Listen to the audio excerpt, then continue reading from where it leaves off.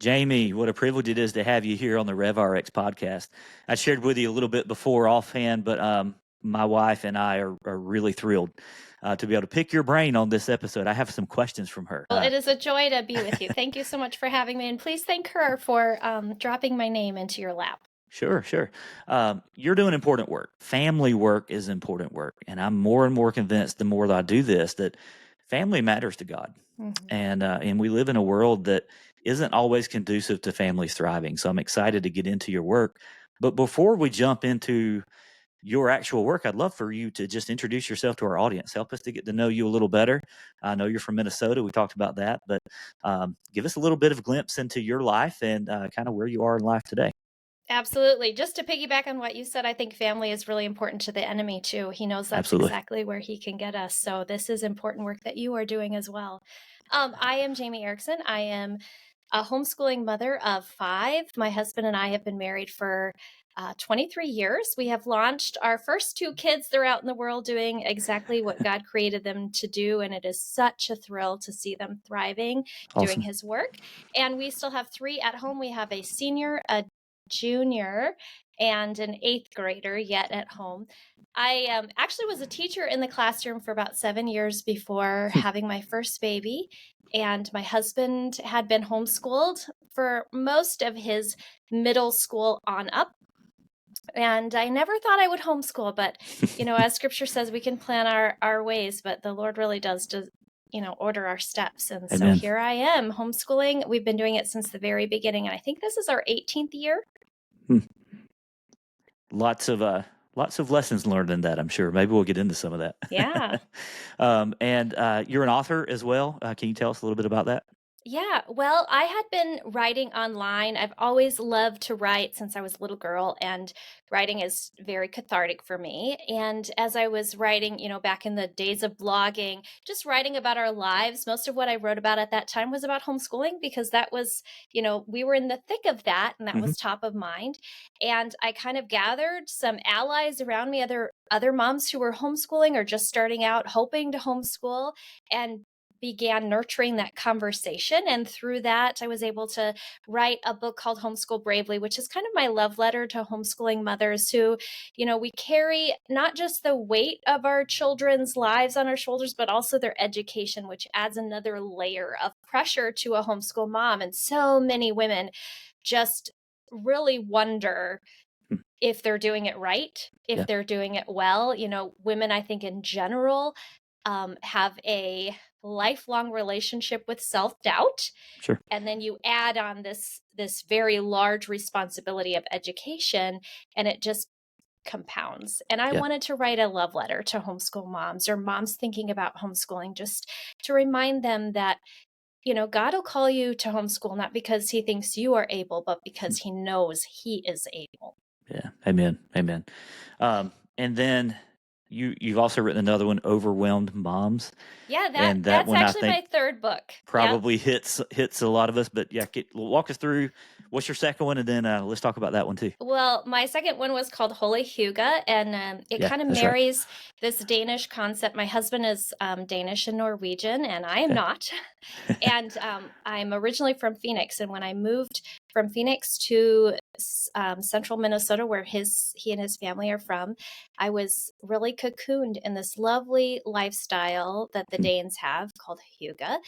And as with many things, the world really wants to take what God called good and sort of hijack it for their own purposes. Yeah. And I really began to see, and it was very compelling to me, some of the elements of Hygge that sort of engenders feelings of coziness and contentment, all the things that it's the world of Instagram, all the things that make us feel so cozy and family oriented.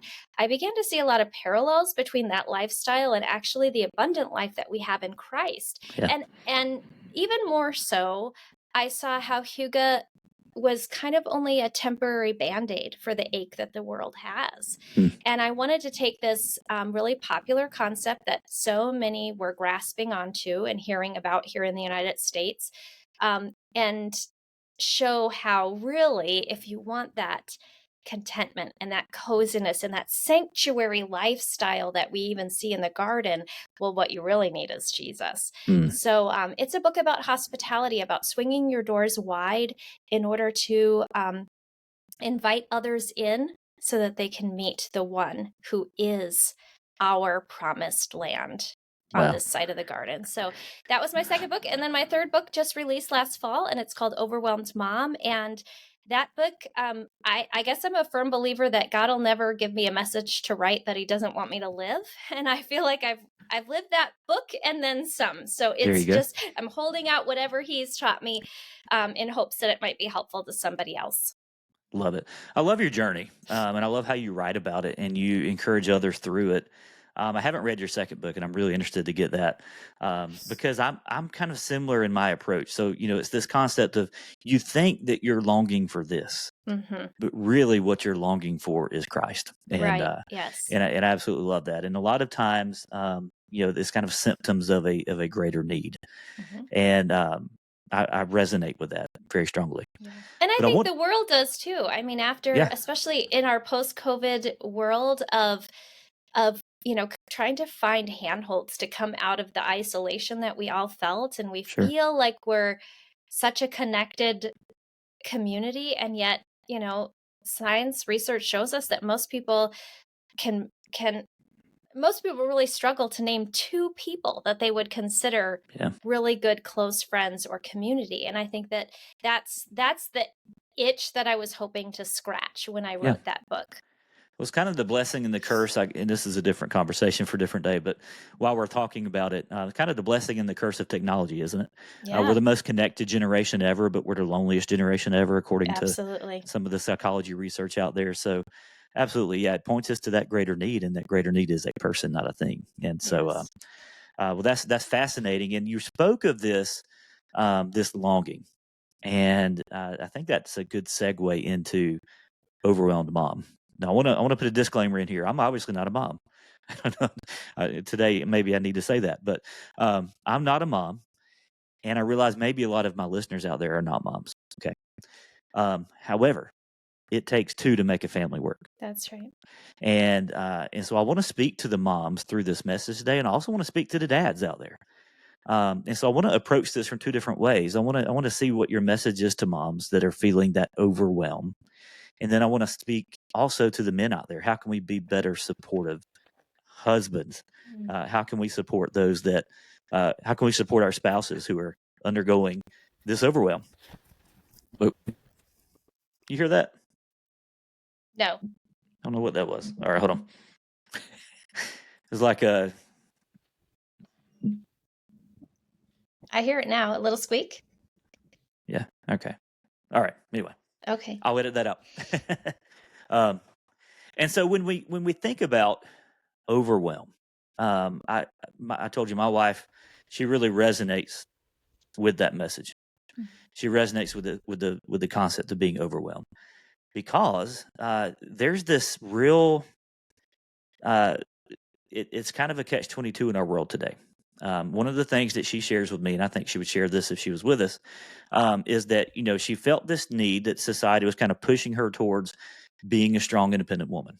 Mm. You need to go to college, you need to obtain a degree, you need to obtain a career, and that's the way that she went because that's just kind of what most people did growing up. I'll also add she was homeschooled as well.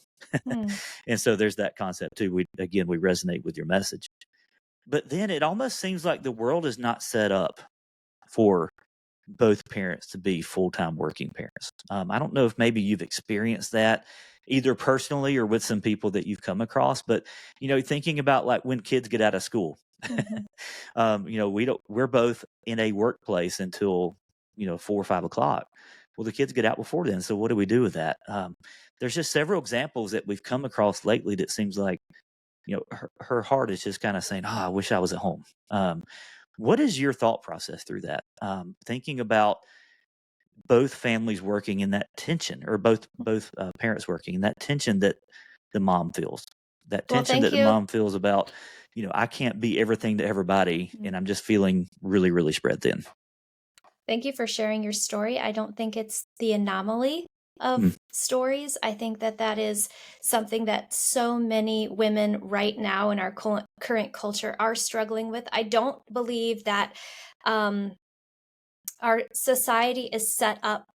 I won't say it's not set up for a two-income household. I actually think that's the way our society is set up right now. Yeah. But I do think it's not set up to allow a mother to thrive in the areas that God calls us to. You know, God calls us to be keepers of the home. Now, hear me, I'm not saying that a woman can't work outside the home. I did that myself for a time. But that our highest priorities and goals need to be geared toward the home, and that nothing that we do outside the home should detract from what we do in the home. And I think that our culture is not designed to come alongside women in those roles. And so as women, we constantly feel this tension of, you know, wanting to please those out there while also nurturing this this home atmosphere right here. Right. I too grew up as a latchkey kid in the 80s. So I was familiar with a mother who worked. She was a nurse. She worked usually the swing shift and was never home when I came home. When I was newly married and after I had my first baby, I was still teaching in the classroom. And I got to the point where I felt like I was giving all my best to other people's children. Yeah. And then had very little. I was giving my daughter really the scraps at the end of the day. And that's probably not completely accurate. That was just how I felt. Right. I knew that I had more to give and wanted to give my very best to the people that mattered most. But therein is the struggle of every woman. I don't know that there's necessarily an easy answer. Right. Something that has helped me is, you know, women. I'm just going to speak to the women because I am a woman. I'm sure as a man, you can relate in your own ways. But as women, we want to be all to all, but we forget that only God is all.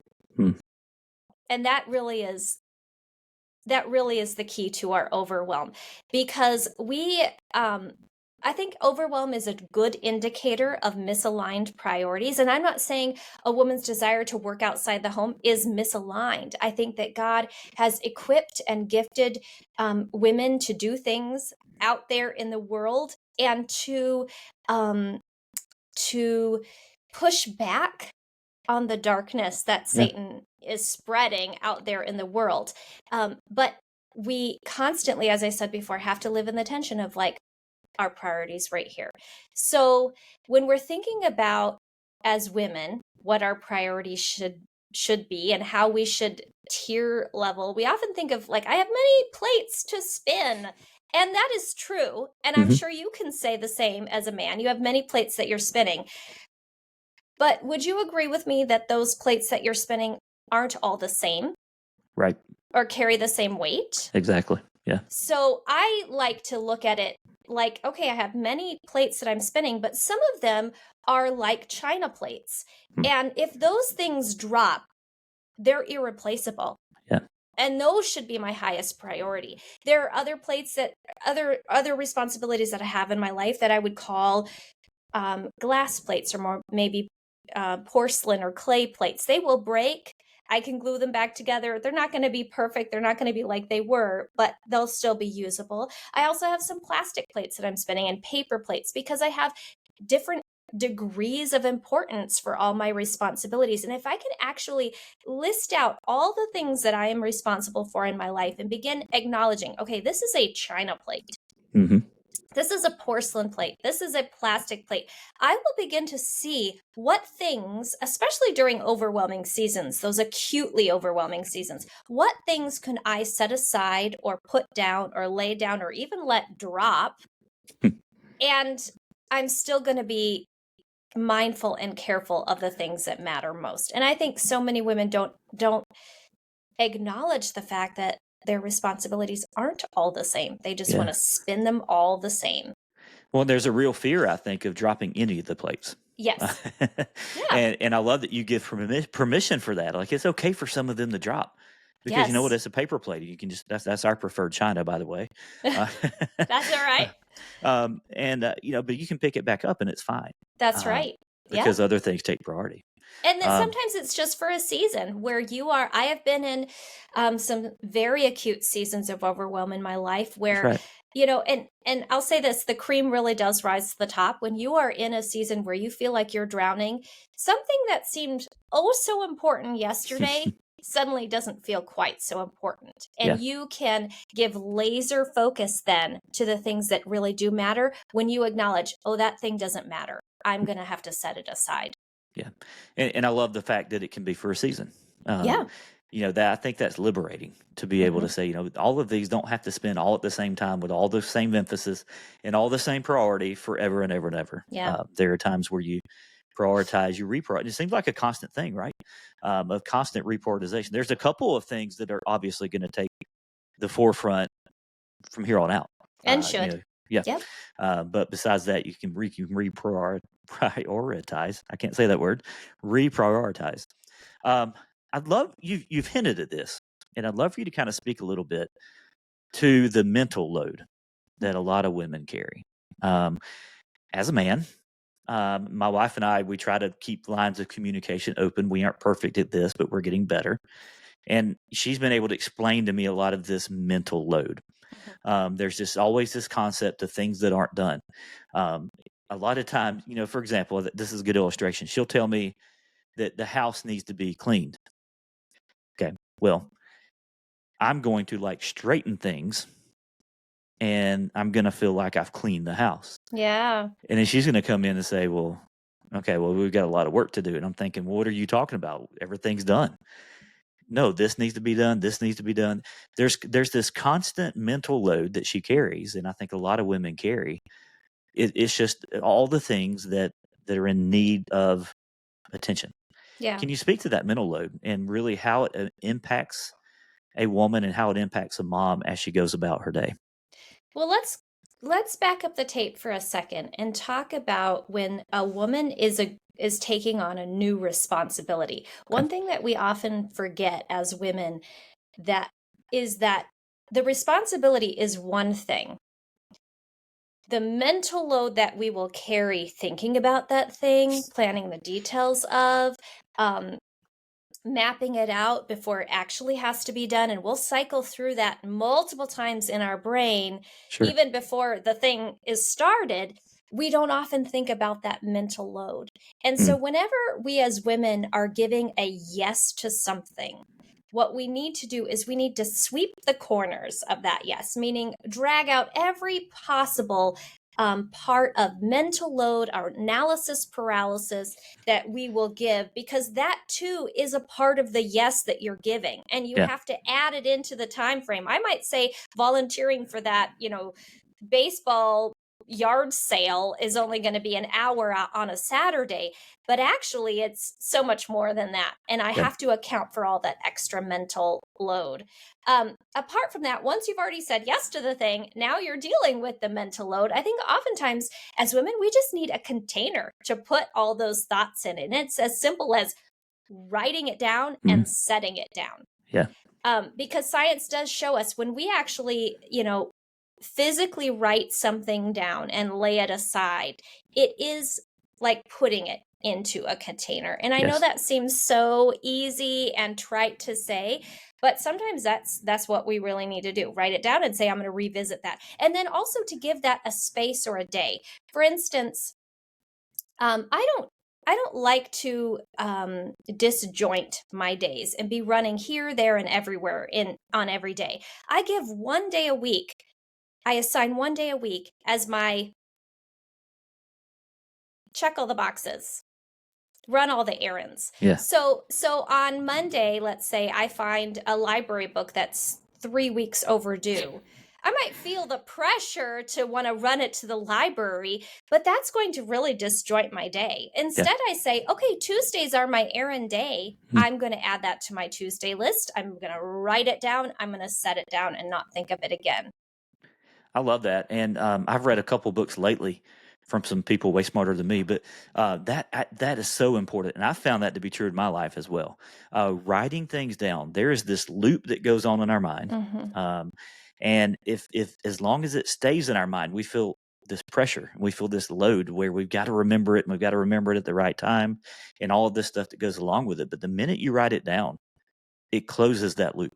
Yeah. And it's like this subconscious brain of yours that's just going hyperactive, trying to think about all the things. Well, now it can settle down. And now it can check that off, because now, it may not be solved, but it's at least written down and it's out of your head. You won't forget it. Yeah. And can I just add to that? Resist the urge to write it down on your phone.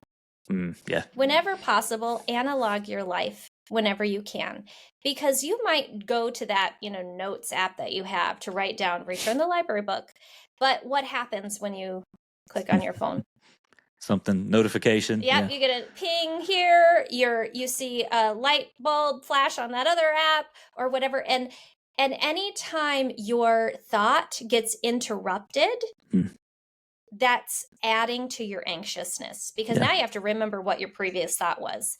And research shows us it takes you about 20 minutes, sometimes up to 20 minutes to think about what that last thing is. Now you've just lost 20 minutes of your life. You're even more behind. That only adds to your overwhelm. So in our cultural moment, we all want our lives on our phone, and we think that it's really streamlining, and that technology is, why wouldn't we want to latch onto this new technology that we have that generations before did not have? I would say you're doing yourself a disservice by putting your life on your phone. You're actually robbing yourself of life, because it's robbing yourself of minutes. It's also adding to your anxiety. So during acutely overwhelming seasons, especially, try to analog everything that you possibly can. Real paper, real pen. I want to pause there a minute, because I think you hit on something that's really, really important. Analog everything when you can. Yeah. I find that really, really wise. I find that really wise. And here's why. Because I think that, and I find it true in myself, and there's, again, people way smarter than me that have kind of done some work in this. But it is very, very distracting to try to live a life digitally. I've had conversations on the podcast with people about digital lifestyles, and you were, especially ADD minds like myself, I go chasing squirrels like crazy when I pull up my phone. And I think probably a lot of us have that tendency. And that's the reason the phone has notifications, to interrupt you and to bring your attention to whatever it wants to get your attention about. That's why you have all of these notifications from the apps. And so, why not download the latest app that allows you to do all this productivity stuff? And it highlights itself about being, helping you become more efficient. But in reality, it probably slows you down. That truth about it takes you about 20 minutes to come back to that original thought. Think about how much wasted time that is for someone who's already short on time. Yeah. I find that extremely wise. And so I'd love to kind of pause there a minute and just talk about, hey, why is that, do you think?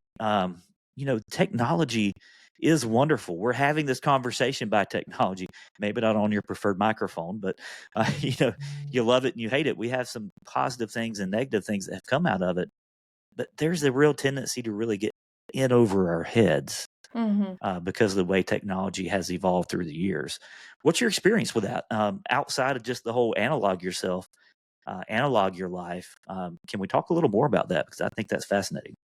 Yeah, I mean, I think all of us struggle with FOMO when it comes to things online. So there's that. Our anxiousness increases because of that. I can give you all kinds of research and data, and I'm sure you've read as well, what our digital lives and our digital spaces are doing to our mental load. Research shows that every time you pick up your phone, even when you think you're just doing one quick thing, I'm just sending answering that one email, or I'm just sending a text, you spend about 20 more minutes on your phone than you expected to. And when you add that up through a week's time, for women, it's about 4 hours a day. For a week's time, that's 24 hours a day. Imagine, Chad, if I could just hand you, a free 24 hours in your week. Wouldn't that be wonderful to do with however you want it? Maybe dig yourself out of some of the overwhelm you hear. But let's set that research aside for a second. And let me just give you some anecdotal experience. So I was a teacher in the classroom, right? And in my classroom, I tried to make calming spaces. I didn't like noisy toys. And part of my years in the classroom, was a preschool, and and later a kindergarten teacher. So Bless instead you. of noisy toys, I wanted calming toys. I wanted calming colors, neutral colors. Think back to your childhood. Did you watch Mr. Rogers when you were little? Mm-hmm. Okay. Mr. Rogers was known for what? Peace. He was calm. He was. There's a real sense of organization and just. Yeah, that's what it was for me. Yeah, he talked very slowly. Yeah.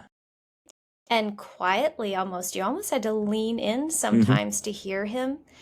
There wasn't a lot of bright, flashy things. He went back to the rudimentary toys of yesteryear, puppets and songs and finger plays.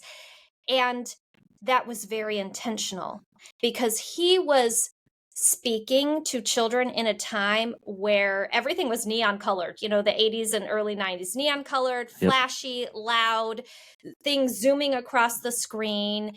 And we know that those types of things add to our anxiety. So then seeing this Mr. Rogers on the screen, this very calming, peaceful, we were all drawn to him in surprising, compelling ways. That's my anecdotal evidence for you about what our phones are doing. If you can think of your phone as that, Saturday morning cartoon that's just like flashing things at you, kind of giving you a migraine. And then especially if you have, ADD or ADHD, adding to that chaos in your brain versus analoging your life is slow and quiet. It allows for pauses of breath and pauses of thought. Yeah. And we need more of that. The word that comes to mind is pace. I think that has to do with our pace of life. Yeah. And our pace is so fast. There's a lot better words, but we'll say that. Our pace is so fast these days. We need those moments of pause. Yeah. We need those moments of stillness and peace and quiet. And I think analoging our life best we can. So all right, I have a Kindle.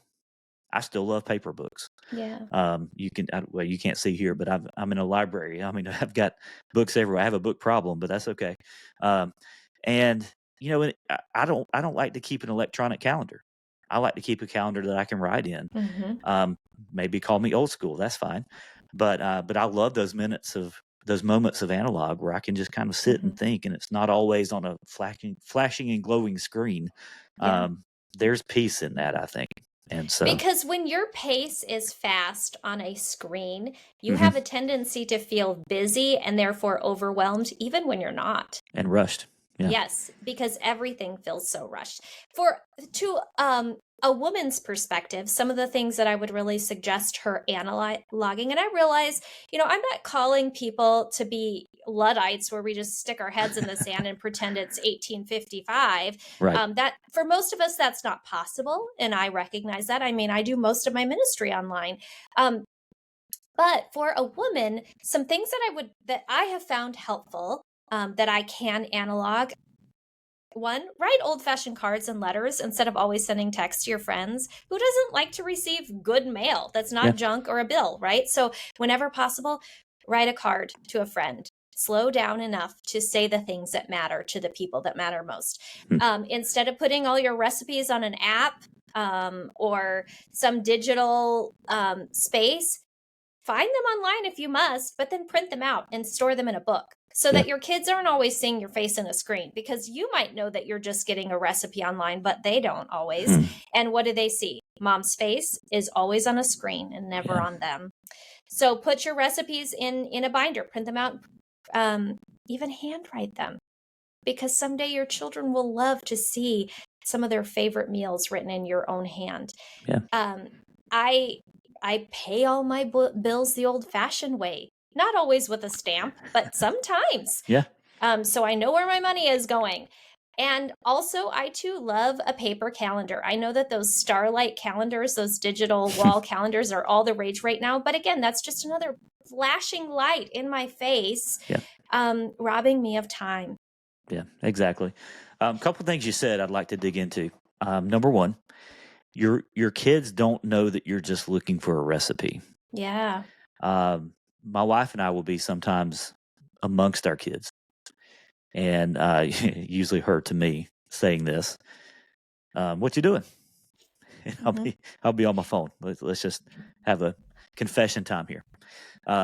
Not perfect. I try to do that less, Yeah. but sometimes I'm on it, and it's for a good reason. I'm like, oh, well, I'm doing this, and there's been times where in her motherly wisdom, she's reminded me the kids don't know that.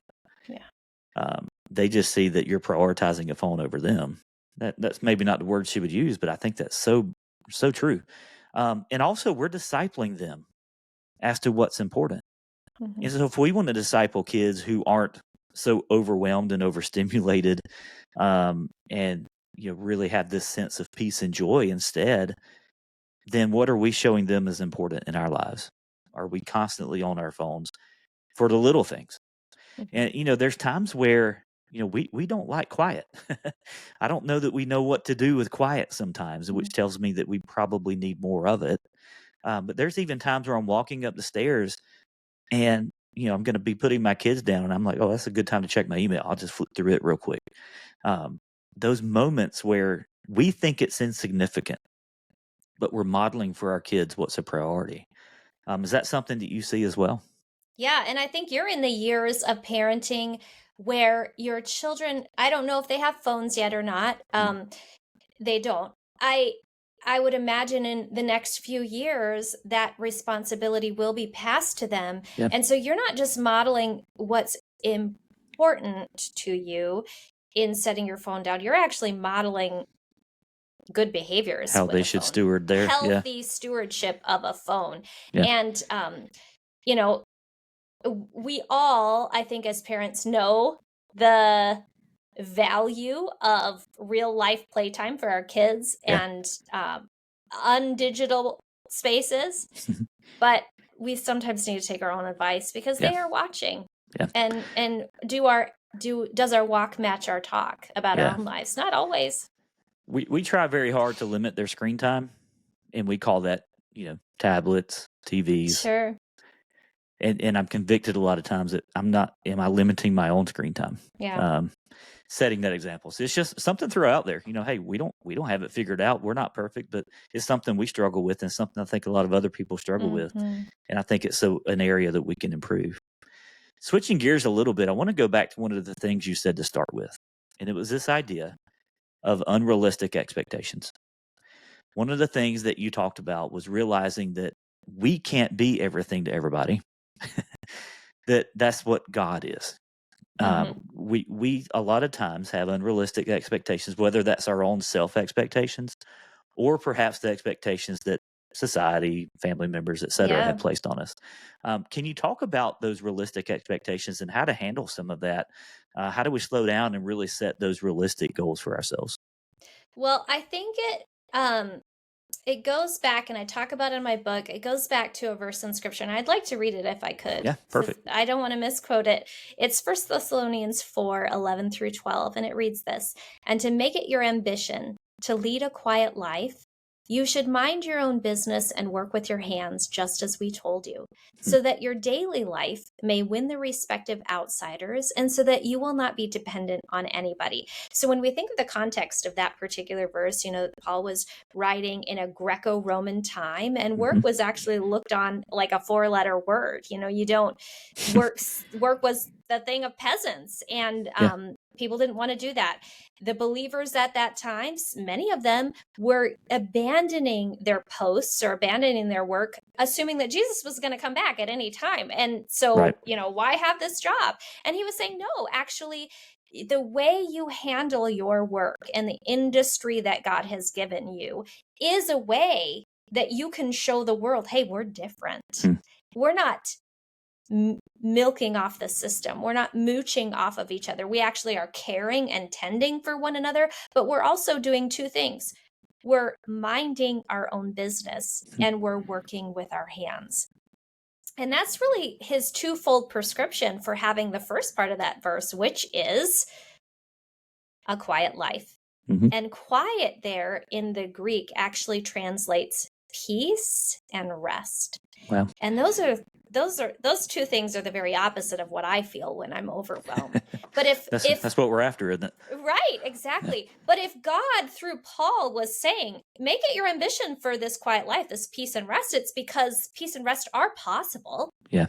If you mind your own business and work with your hands. And I think for women, that's where we get into the trouble. When you're talking about like figuring out what your priorities are, we as women are often overwhelmed, I think, for 3 reasons. And you might be able to say the same as a man. I'm not a man, so maybe you'll agree with me, maybe you won't. I think we get overwhelmed first and foremost when we're not doing that first thing, when we're not minding our own business. You know, there are certain things in our life that God has given us as women to mind, but it's really easy when I'm already kind of feeling overwhelmed to just like binge Netflix at the end of the day and not actually do the dishes in the sink, or just assume, well, I don't need to make my bed because it's just going to get dirty again tomorrow. I'm just going to lay in it tonight. But what we need to remember is in not doing the things of today, we're not helping ourselves because those things will just avalanche into tomorrow. And now we have double the amount of work. Right. Well, no wonder we're overwhelmed. So one way to dig ourselves out of our overwhelm is just to be faithful and steadfast, as scripture says, to the everyday, run of the mill, boots on the ground parts of our lives. Sure. Will we do them all perfectly? No. Will we always be faithful at them?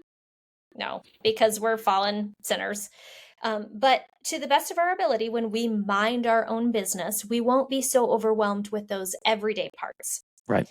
I think the second way we get overwhelmed as women is we look at the business of everyone else and we think it's ours to take on. That's not just women either.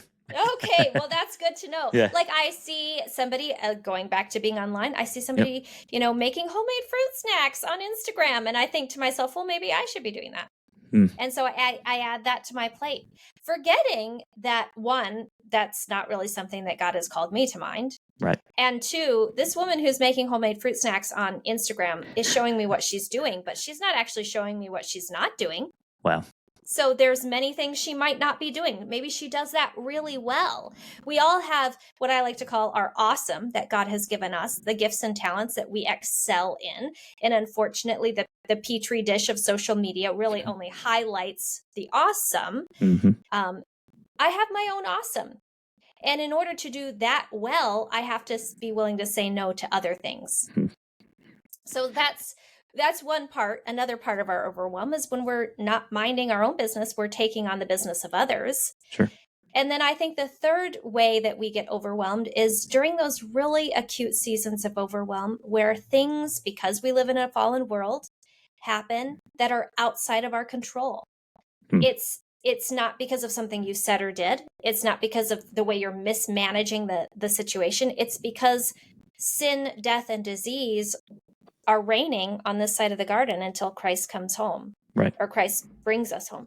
So there are certain things that I just have to say, Lord, this is outside of my control. And I'm going to open my iron fists of control and release this situation to you, assuming and knowing and trusting your word that in your care for me, I will not be consumed. Yeah. So often as women, we just like spin our wheels and we want to manage things that are not ours to manage. And that's when the overwhelm comes. That's our pride leads us to our destruction. I love that because it shows me that as a man, women aren't that much different than we are. There's definitely unique perspectives, but I can resonate with all of those. There's this tendency to look on social media and the illustration I use to guys, I'm like, hey, I like my truck. Until I find my friend just got a brand new F-250, all the things. And I don't like my truck quite so much anymore. That's right. I want what he's got.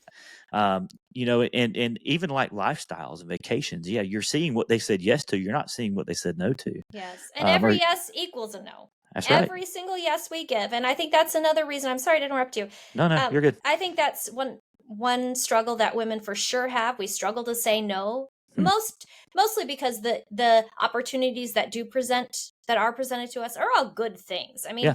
rarely is somebody coming up to me saying, "Hey, will you sell these illegal drugs?" Right? It's always Right. good things, and I feel guilty perhaps to say, when I have to say no to that thing, but I always have to remember every yes I give to someone else's important something means I'm giving a no to maybe something I find important. You could be saying yes to good, Yeah. but in return saying no to better or no to Or best. best. Yep. Yes, absolutely. Yeah. I think, too, getting back to those 3 types of overwhelm, if women can handle those first 2 components well, if I as a woman can be steadfast and faithful to the everyday tasks that God has given me, and then also put blinders on to the tasks that God has given other women and not feel the pressure to take that on myself. If I can manage those first 2 parts of overwhelm well, I leave enough room for when those acute seasons of overwhelm happen in my life. I Yeah. can kind of set my life on autopilot because I've set up some good systems and routines for the mundane bits of the day. And then can give more concentrated effort and care and even time in the word and time in prayer Yeah. for those times that are outside of my control. And I won't feel so overwhelmed. One more thing I would add to that. It has helped me over the years when I struggle to say no to something, to imagine my life like a bucket. And right now I have what I have in my bucket. These are all the parts of my life. But when something outside of my control happens in my life and now is all of a sudden in this bucket, if I can just remember the simple laws of physics that you actually can't put something into an already filled space without taking something out. Yeah. And when I remember that, it frees me up from feeling the guilt of having to let things go or Yeah. feeling like a failure because I can't do all the things. Well, of course I can't fill my bucket with one more thing that it's already filled up. If it's a full bucket, something has to come out. That's the laws of physics. Right. I don't need to spend one iota of time feeling guilty about saying no to something. Yeah. Yeah. Really good illustration, and I think that's going to be really helpful to some ladies and some men out there. Yeah, so relatable across the spectrum, I think. And so then I want to kind of switch the perspective a little bit. So you're speaking to women. How can we as men, how can we as husbands, how can we as fathers provide healthy support to our family through supporting our spouse who may be feeling overwhelmed in these moments? That's a great question. One, I would say, listen for the things that she's not saying. Listen for the unsaid words. Oftentimes when a woman is, airing her laundry list of to-dos with frustration, and maybe she's spewing out a little venom and vitriol, unintended, and you just happen to be the person who's standing closest to her because you love her, so you're receiving all this. Listen to the words that she's not saying, and here's what they are. I'm a failure. I'm not doing this right. And that is something that looms. I know men struggle with that in their own way and for their own reasons, to be the providers, the fixers, the solvers. But women carry this emotional weight. And in our cultural moment, perfection is demanded of us. Yeah. And any bit of variation from perfection, well, we stamp failure over the whole thing. So just be willing to affirm her, point out the things that she is doing so well. Maybe don't try to fix it all, because sometimes we're just saying out loud to the ethos all the things we have to do, and we're not looking for the perfect solution. Yeah. Maybe if you're not sure, just be bold enough to say, "Hey, are you wanting help here or just a listening ear? I can offer both." Clarifying question will go a long ways. Yes, yes. And then one simple thing, and perhaps your wife can relate to this as a mom who works outside the home. Just as much as you need like some downtime in your day when you're switching responsibilities. So when you're going from work back to home or home to work, you need a few minutes, 5-10 minutes, maybe 15 minutes to take off this hat and put on that one. cast off the emotional baggage of that one thing in order to reorient and re-enter this new space well. She needs the same. So your wife might have that as a working mom when she's driving home from the pharmacy or wherever she works back home. She has a little bit of time to slough that off. But if you're listening to this and your wife is a stay-at-home mom or a work-at-home mom, she needs that too. She needs to know that it's okay to reorient and re-enter, even if she never goes anyplace. And for me, when I was a young mom at home and I was just, I didn't work outside the home at that point, I needed like 15 minutes as soon as my husband walked in the door to just like put on some lip gloss and comb my hair so I could feel like a person again. And so that I wouldn't meet him at the door feeling like, a feral cat. Yeah. Here, they're yours. Raccoon. Right. Yes. Yeah. So afford your wife that same like 10 minutes of leisure to reorient and restructure her mind, heart, and emotions, pivoting from one activity to the next. Really wise words. And I haven't thought about some of that before. The idea of thinking that you're a failure if you're short of perfect, or if things aren't going well, kind of labeling yourself. And I think that's a tendency that maybe we all have, but being able to support your wife in that way, affirm her, really, really important. And then I'll also want to kind of hit on this as we wrap up. You said, if your wife is talking to you and you just happen to be the person that she's kind of, letting it out on. Yeah. We've all been there and we've all been on both sides of that. Yeah. Being emotionally aware enough to not just react in that situation. But it's not about you. Recognizing it's not really aimed at you. Yeah. But one of the things I tell guys is, you need to study your wife. I know that sounds weird. You need to know her. Like you need to I've heard one guy say it this way, you need to get a PhD in your wife. You need to know the way that she thinks and what makes her tick. And being able to realize, okay, I'm not going to take offense at that because that's just an indication that something's going on with her that's wrong. Right. And if I then say, oh, you didn't talk to me that way. No, you didn't. And then I start reacting and then I start giving it back to her. That's not helpful for anybody. Right. But if you could go ahead. I was leading into what you thought about that. So I say the same thing to mothers of middle schoolers. Yeah. There is something to be said about you are a safe person to her. Yeah.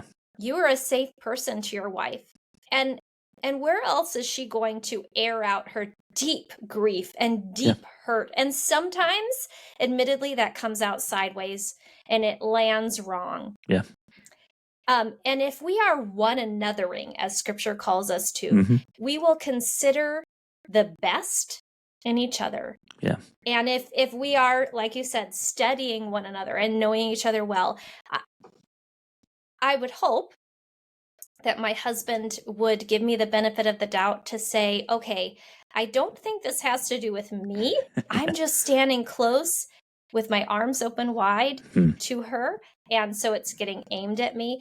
And hopefully I'm saying and thinking the same thing about him. There is this feeling of you're a safe person. Yeah. And so just side note, if you're a mother of middle schoolers, remember that too. And often the venom and vitriol that you receive has very little to do with you. You just happen to be the one who wants to stand the closest because you love them so much. And so you are the one it's aimed at because you feel safe to them. Kind of the price you pay for being close and being the one that is showing that love. But we work through it together. And I'll just add this real quick too. As men, a lot of times we don't know what to do when our wife is emotional, when she's unloading some of this stuff. And there is this real tendency that we need to fix it. Okay, this is what's wrong. Here's what I see. What's the big deal? It's okay to not have the answers. And it's okay to just listen. And it's okay to just give her a hug and be that safe place.